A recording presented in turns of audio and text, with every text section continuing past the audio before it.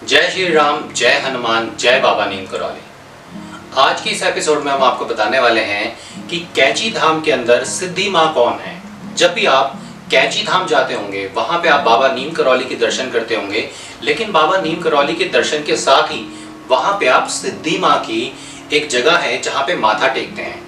आप में से ज्यादातर लोगों को ये बताया गया होगा कि सिद्धि माँ बाबा नीम करौली की गुरु हैं, लेकिन ऐसा नहीं है। आज के इस वीडियो में हम आपकी वो जिज्ञासा शांत करने की कोशिश करेंगे कि सिद्धि माँ कौन है और बाबा नीम करौली के साथ सिद्धि माँ के संबंध क्या है। श्री सिद्धि माँ का जन्म अल्मोड़ा के श्री प्यारेलाल शाह और श्रीमती रेवती शाह के घर में हुआ था। श्री माँ के माता पिता दोनों ही बाबा नीम करौली के बहुत बड़े भक्त थे और ऐसा बताया जाता है कि मात्र 7 वर्ष की आयु थी जब सिद्धि माँ की, उसी समय बाबा नीम करौली उनके घर पहुंचे थे और सिद्धि माँ को अपने दर्शन दिए थे। सिद्धि माँ को बचपन से ही ईश्वर में बहुत ज्यादा आस्था थी। वह अक्सर श्री आनंदमयी और श्री आनंद स्वामी के सत्संग में भी जाती थी। एक बारी की बात है, श्री आनंदमयी मीराबाई के भजन गा रही थी। श्री माँ लगभग 7 वर्ष की थी और उस भजन में वो इतना मग्न हो गई कि मग्न होके वहाँ पे नाचने लगी। उनके नाच को देखकर आसपास के सभी लोग मंत्रमुग्ध हो गए। भजन खत्म होने के बाद श्री आनंद माँ ने श्री सिद्धि माँ को गले से लगा लिया और ये कह के बुलाया कि तुम तो जगत जननी हो। जब बाबा नीम करौली सबसे पहली बार सिद्धि माँ से मिले तब सिद्धि माँ की उम्र मात्र 7 वर्ष की थी।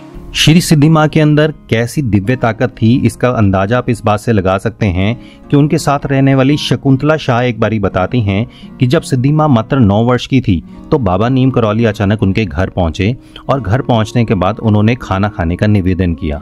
श्री सिद्धि माँ जब खाना परोस रही थी तो बाबा नीम करौली ने उनसे कहा कि तुम मुझे कोई भजन सुनाओ। श्री सिद्धि माँ ने जब भजन गाना शुरू किया तो बाबा नीम करौली से खाने के लिए अपना हाथ मुंह तक नहीं पहुंच पाया और बाबा नीम करौली की अश्रुधारा बहने लगी। ऐसी पावर थी, ऐसी ताकत थी श्री सिद्धि माँ की आवाज में और उनके भजनों में।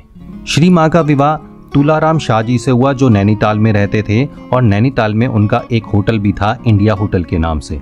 सन 1940 के अंदर बाबा नीम करौली को कमाऊ का एरिया बहुत पसंद आ गया और उसके बाद बाबा नीम करौली ने लगातार वहां पे कई तरीके के मंदिर बनाने शुरू कर दिए, जिसमें से कुछ मंदिरों की डिटेल हमने एक अलग वीडियो में बनाई है।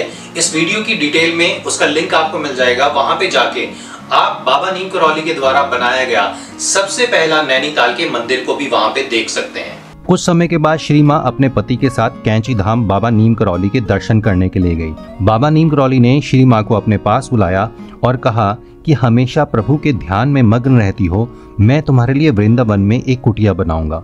और कालांतर में एक कुटिया श्री माँ के लिए न केवल वृंदावन के अंदर बनी बल्कि श्री माँ की एक कुटिया कैंची धाम में भी बनाई गई। नैनीताल का इंडिया होटल एक धार्मिक और आध्यात्मिक का ठिकाना बन गया। श्री बाबा नीम करौली के साथ श्री माँ और तुलाराम जी कई तरीके की भारत में धार्मिक यात्राओं के ऊपर भी गए। 1962 में श्री तुलाराम जी ने अपना शरीर छोड़ दिया। इसके बाद से श्री माँ हमेशा के लिए बाबा नीम करौली के बाद कैंची धाम आ गई। बाबा नीम करौली जानते थे कि श्री माँ के अंदर आध्यात्म की जो आग है वो उन्हें एक संत, एक महात्मा बनाए हुए हैं। इसके बाद से बाबा नीम करौली और सिद्धि माँ का गुरु शिष्य का एक ऐसा बंधन आपस में बन गया कि वो जिंदगी भर कभी नहीं टूटा। श्री सिद्धि माँ और बाबा नीम करौली के बीच में कितना गहरा संबंध था आप ये इसी बात से जान सकते हैं कि जब बाबा नीम करौली महासमाधि में जाने वाले थे उससे कुछ दिन पहले ही बाबा नीम करौली 9 सितंबर को जब अपने आश्रम में थे, उनके भक्त उनके साथ बैठे हुए थे और सिद्धि माँ भी वहीं पे बैठी हुई थी। बाबा नीम करौली ने 9 तारीख वहां पे लिखी। 9 सितंबर के बाद उन्होंने पूरे पेज के ऊपर राम राम राम लिखा। अगला पेज पलटाया, उसके ऊपर 10 तारीख लिखी, राम राम राम राम लिखा।